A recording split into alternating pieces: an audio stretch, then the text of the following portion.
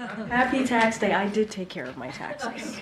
I don't have a wife to take care of my taxes. That's sexist.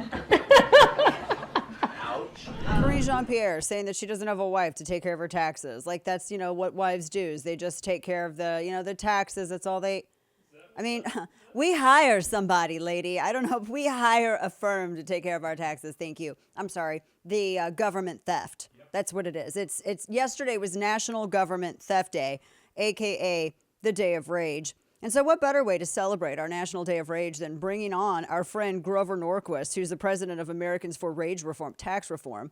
And he joins us from the pit in D.C. Grover, always good to see you. I am not pleased at all, especially when I was reading what you had to say about what would happen if Democrats get their way. They get everything that they want. They get those unrealized gains tax. They get all of this stuff.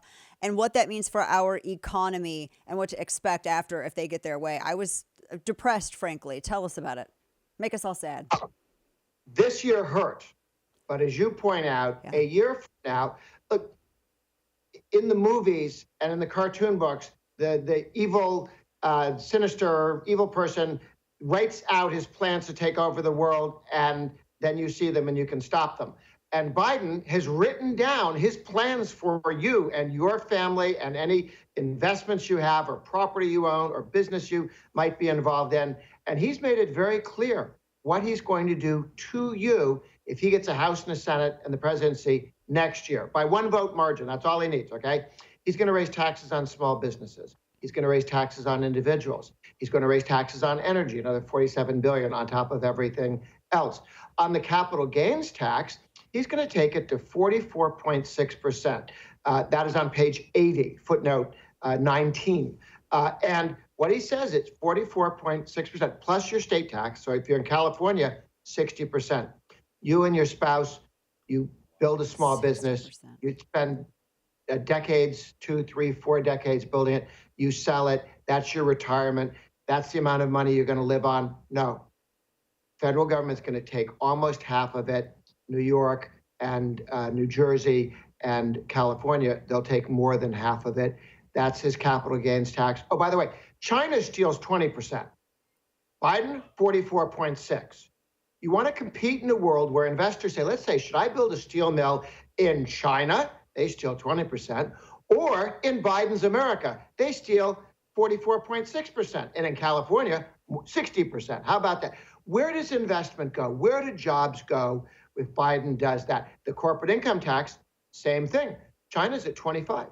We would go higher than that under Biden, higher than China, higher than the European average, higher than France, higher than Britain.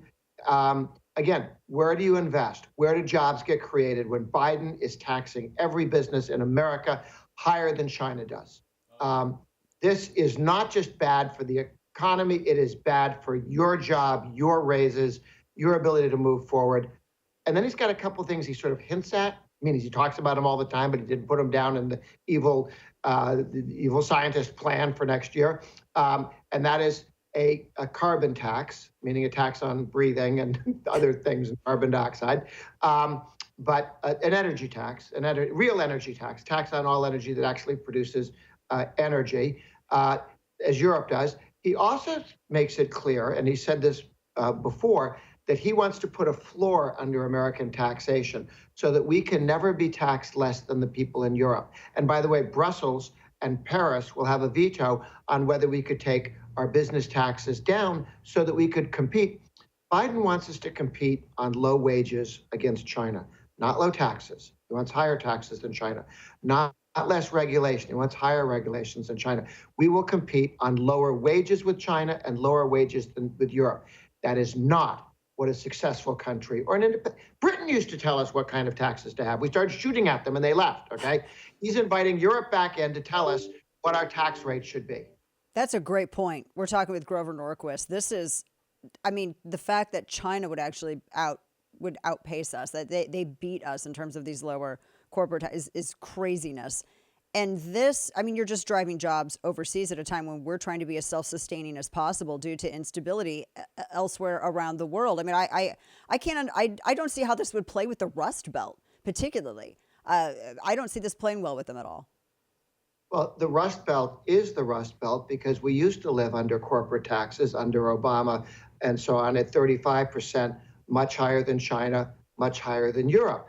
Under Trump, we took 35 down to 21, which, by the way, only makes us competitive. It doesn't. Trump wanted to go to 15. That would have made us very competitive. 21, it's sort of where Europe is. It's kind of the average around. It's okay, but we should be more competitive on lower taxes so we can have higher wages when we compete. And we need that. This is not going to go towards paying down any debt because government's not, without any reduction in government spending. We always are told, well, we're going to, if we have any kind of tax cut, we're going to risk the budget. Well, the budget, we have a record government revenue coming in. And now that doesn't make any sense, Grover. It doesn't make any sense. This is not going to go towards paying down any debt. This is just, we're with the government spending, we're in this horrible cycle.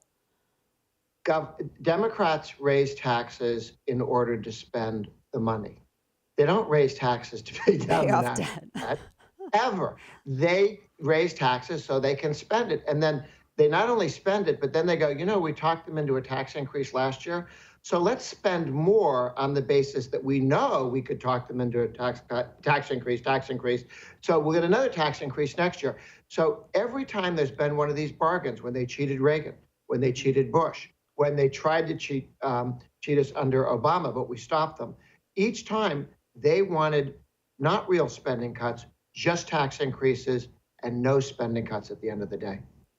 And they always act as though it's your patriotic duty to pay taxes. I was reading some of the arguments that Mark Cuban, which I'm sure that you've seen, talking with our friend Grover Norquist, Americans for Tax Reform, he was trying to, I guess, impress everyone with how much in tax he paid. I think it was, I don't even remember what the total was, a ridiculous amount of money. $270 million. Yeah, a ridiculous amount of money. I thought I paid a lot in tax this year. I mean, I had a stroke writing the check to, the Treasury. I just about died. But with Mark Cuban, it's insane. And he's paying still, though, his bare minimum.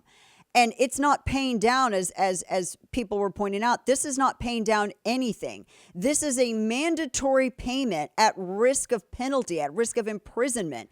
This is not doing anything for the country. It's not going for any kind of service that you think is going to be helpful for people. They act like they're helping the downtrodden. That's not what government's for, and that's not what this is doing. And that's the big thing, Grover. The math, you could seize the wealth of every single type of Mark Cuban in the United States, and it's not going to do one thing. But from what I see, there's nothing in Democrats' proposal that talks about a reduction in any of the spending. There isn't, because they're not interested in that, and that remains the problem. If you would like to see revenue come up, here's one way. If you grow it 3% a year for a decade instead of 2% a year, just go from 2% a year growth to 3%. We used to do 4% regularly in the United States. If you grow not at 2, but at 3% a year for one decade, that brings in $3.7 trillion more than at a lower rate of growth.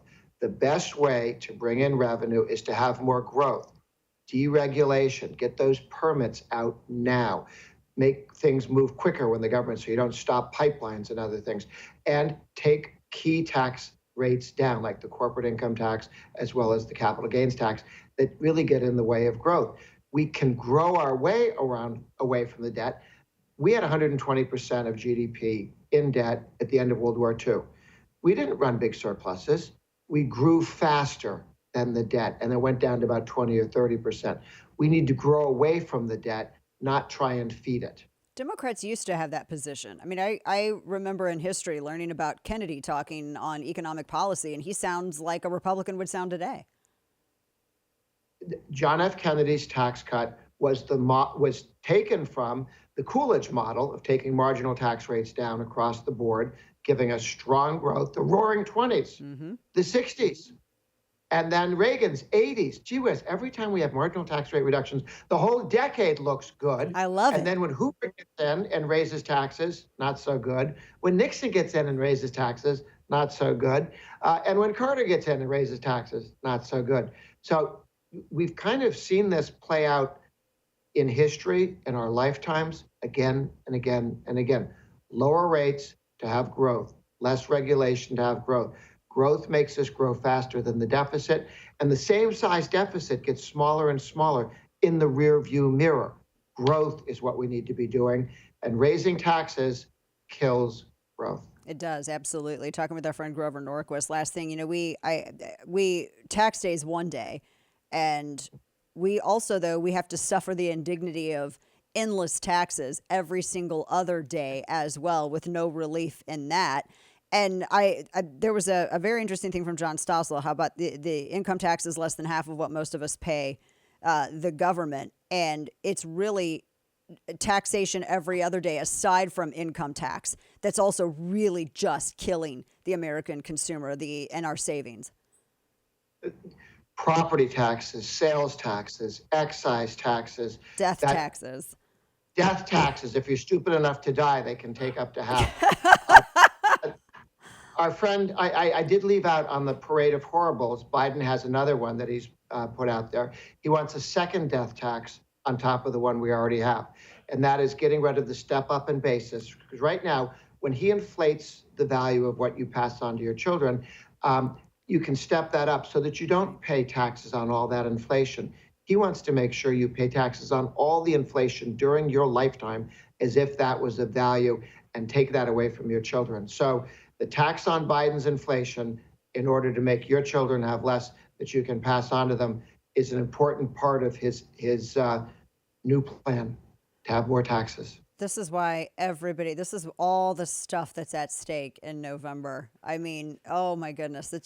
Now I have anxiety. This is great. Well, it's always great talking to you, Grover. We appreciate you joining us with this, kittens and sunshine. At some point when we have a good administration and we have some good, economically literate people in the House, you're going to join me and we're going to have a celebration because taxes are going to be lowered across the board. Maybe the IRS will be abolished. I don't know. I mean, maybe it could happen in my lifetime, and we'll celebrate. Brief, cheerful news. About 25 states are moving in the right direction, and 10 are phasing their income taxes down to zero. So in red states, you actually have cheerful news. Florida, Blue Texas, states, Tennessee. Yeah, it never happened in California or Illinois or New York. Iowa, Never. watch Iowa, North Carolina, Arkansas, Arizona, lots of states, North Dakota bringing it down to zero. We're making real progress. Next year, New Hampshire, complete zero next year. Wow, New Hampshire. That's one I did not have on my bingo card. That's very good news indeed. Grover Norquist with Americans for Tax Reform. You can find the website it's ATR, AmericansForTaxReform.org. Grover, always good to see you. Appreciate you, especially this time of the year. Absolutely.